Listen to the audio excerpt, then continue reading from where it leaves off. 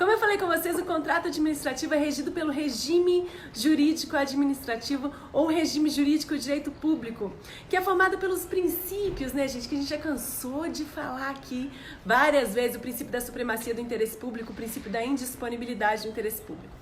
Como a gente sabe que nos contratos administrativos, né, que são regidos por esse regime jurídico, o Estado tem mais poderes do que o particular, o que é mais importante para a sua prova são as cláusulas exorbitantes. Cláusulas exorbitantes são as cláusulas que conferem ao Estado, à administração, mais poderes do que o particular possui. Como assim?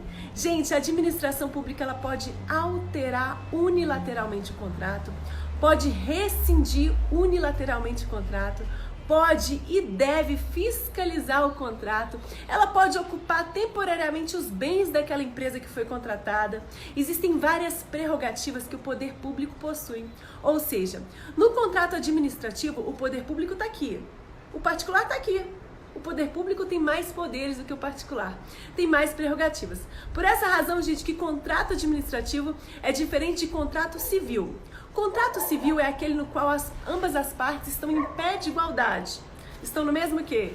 Estão em pé de igualdade, ambas as partes. No contrato administrativo eu tenho o Estado com mais poderes e o particular com menos poderes. Esses poderes que o Estado possui, né, são as cláusulas exorbitantes. Possibilidade de rescindir o contrato unilateralmente, possibilidade de alterar o contrato unilateralmente, fiscalização do contrato, exigência de uma garantia, tudo isso eu vou falar com vocês. Beleza, prof? Sobre contrato, é muito importante a gente lembrar da diferença entre contrato e convênio.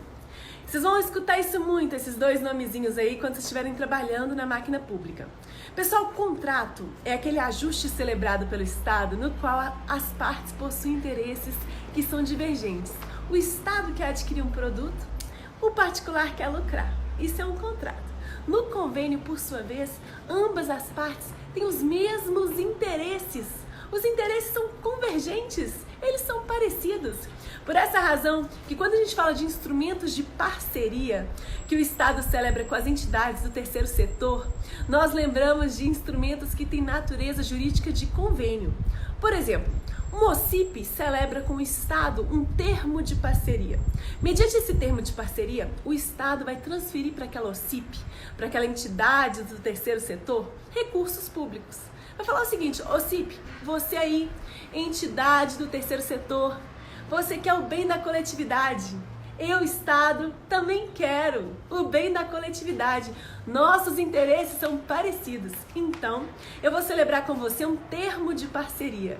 E esse termo de parceria tem natureza jurídica de convênio. Vamos, OCIP, vamos?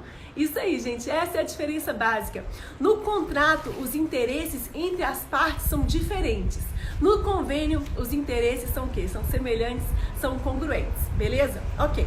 Quando eu falo de contrato administrativo, gente, eu tenho que falar de formalização moderada, pessoal. Em regra, a administração pública, antes de contratar, ela deve realizar um procedimento licitatório. O que é um procedimento licitatório? Procedimento é o quê? O procedimento, gente, lembra de um processo judicial? O procedimento é uma série de atos que são realizados em sequência. Prof, por que realizar vários atos antes de contratar? Série de atos realizados em sequência para selecionar qual vai ser a empresa que vai ser contratada pelo poder público, quem que vai ser contratado pelo Estado, ok? Essa é a finalidade, né? Uma das finalidades do procedimento licitatório. Em regra, ele deve ser realizado antes da contratação. Entretanto, existem situações em que a administração pública não vai precisar licitar. Se eu estiver falando de uma contratação de valor muito baixo, de pequeno valor, né? Não precisa licitar. Se eu estiver falando, por exemplo, de uma situação em que há um fornecedor exclusivo, só uma empresa presta aquele serviço, para que licitar? Para que fazer um processo de seleção se eu só tenho uma empresa que presta aquela atividade?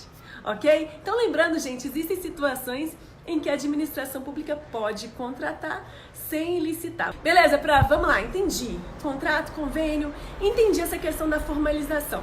Mas, prof, me explica aqui. O contrato administrativo, em regra, ele é um instrumento escrito, né, prof? Escrito. Em regra, ele é escrito. Professor, existe alguma situação em que é admitido um contrato verbal? Gente, se eu estiver diante de um contrato cujo valor é no máximo R$ 8.800, 5% do valor do convite, né, da modalidade convite, que é 178 mil, se for 5% do valor do convite, R$ 8.800, esse contrato, e se ele for um contrato de pronta entrega, né, e pronto pagamento, ele pode ser feito verbalmente.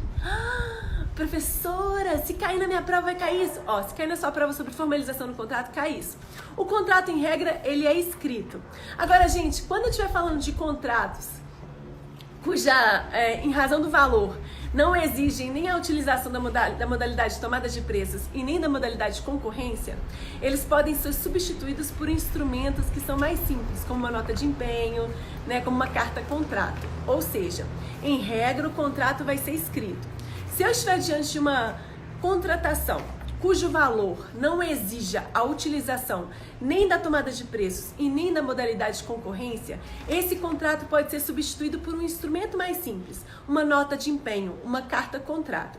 Agora, se eu estiver falando de contratos de valor baixo, de até R$ 8.800, né, que são 5% do valor do convite, da modalidade de convite, esses contratos poderão ser realizados verbalmente, desde que sejam contratos de pronta entrega e pronto pagamento. Tipo assim, uma escola municipal precisa comprar merenda escolar. Merenda escolar, o valor do contrato lá, considerando um mês de merenda, é de R$ 5.000. Aí a escola vai e entra em contato com aquela empresa que fornece a merenda, com a padaria da esquina, com o mercadinho da esquina, e fala o seguinte: olha, fechou aqui, vou comprar de você esses R$ 5.000, a gente está aqui verbalmente celebrando esse ajuste. Dá para fazer? Dá para fazer. É lógico que depois essa despesa vai ser devidamente justificada pela escola. Mas ela fez esse ajuste verbal. Isso é possível. Beleza? Ok, prof.